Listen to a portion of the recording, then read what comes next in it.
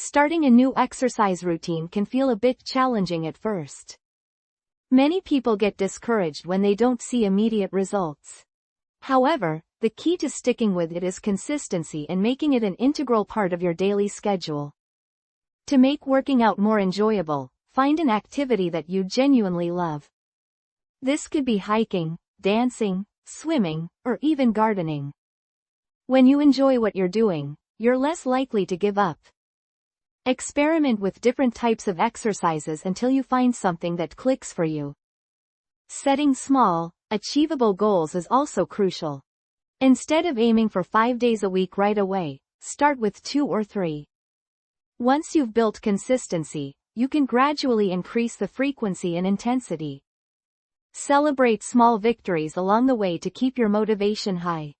Finding an exercise buddy can also make a significant difference. Having someone to work out with means you're more accountable and less likely to skip a session.